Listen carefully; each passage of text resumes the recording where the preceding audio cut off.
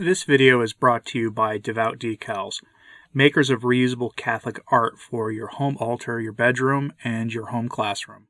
Blessed Sunday to you. Today I have a interesting little historic document from Plinio Corrêa de Oliveira.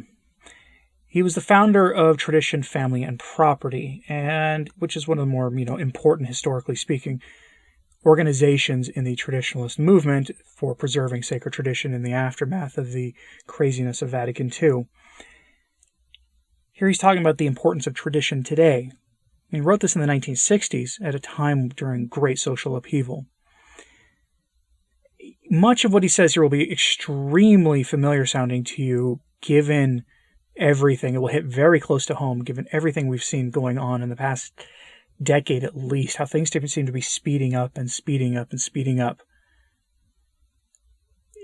His thesis is that our traditions are being purposely attacked, and that against the will of the majority, and that most normal people don't want the things that are being pushed, but eventually they get worn down. And then when they acquiesce, guess what happens?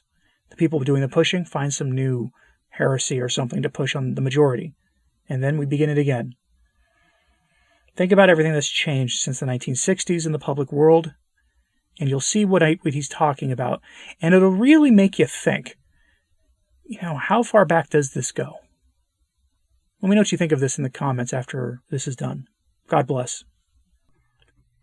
The Importance of Tradition Today by Plinio Corrêa de Oliveira, originally published in March of 1969. While walking downtown, I happened to bump into an acquaintance who challenged me by way of greeting. In your latest article, you proved quite well that tradition is an indispensable survival of the past and the present. But is tradition important enough for you to have placed it before property and family in the TFP trilogy? The question amazed me, but looking at him, I realized that it would occur to many people. So I will answer it today. Yes, tradition does constitute a high value of the spirit. In principle, it merits, from certain standpoints of course, to precede family and property. In our concrete circumstances, furthermore, tradition has such an important role that, as I see it, only one word could precede it. It is the word religion. Indeed, tradition defends today the very premises of civilization, and above all, Christian civilization, the most perfect civilization. Today, some traditions, like our military traditions, still live, but they are attacked. Let me explain. Consider the decades following the Second World War. Innumerable changes in people's way of thinking, feeling, living, and acting occurred during this period. When analyzing these changes in an overall picture, it cannot be denied that, with a few exceptions, they are leading toward a situation violently opposed to all our spiritual and cultural traditions we have received.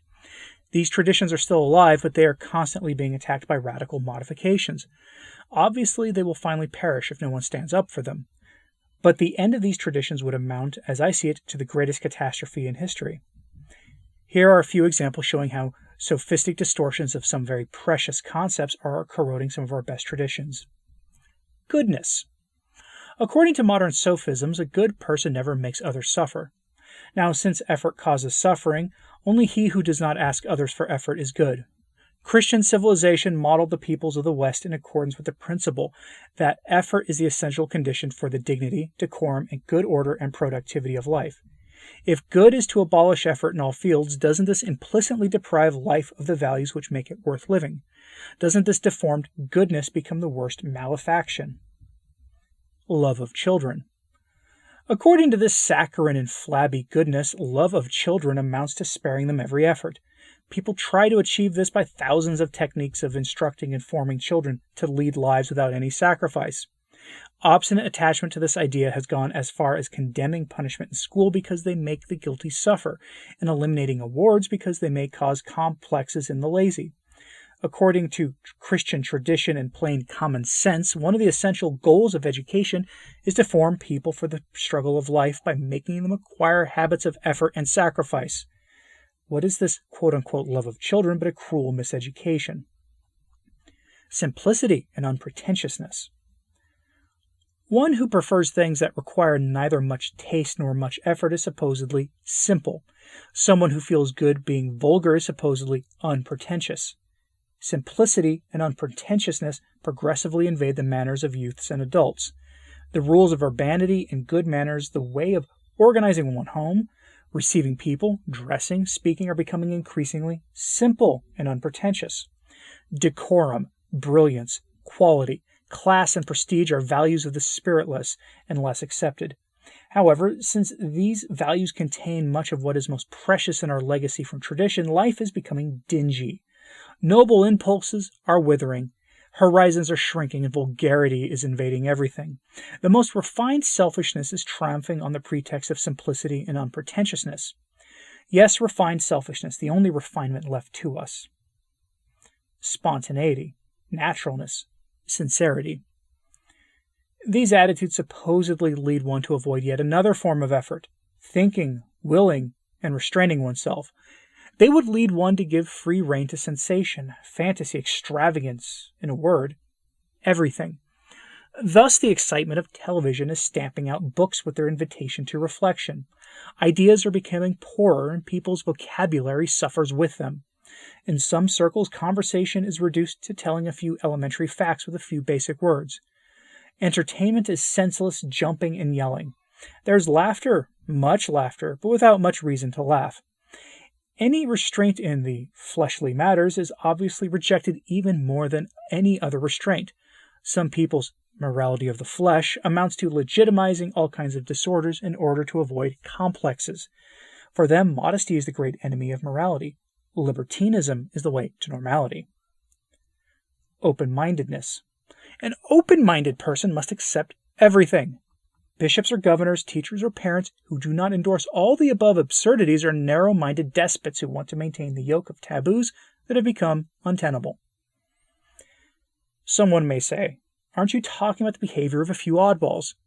Most people don't think this way. Isn't it true that most people are desolated and shocked at these excesses?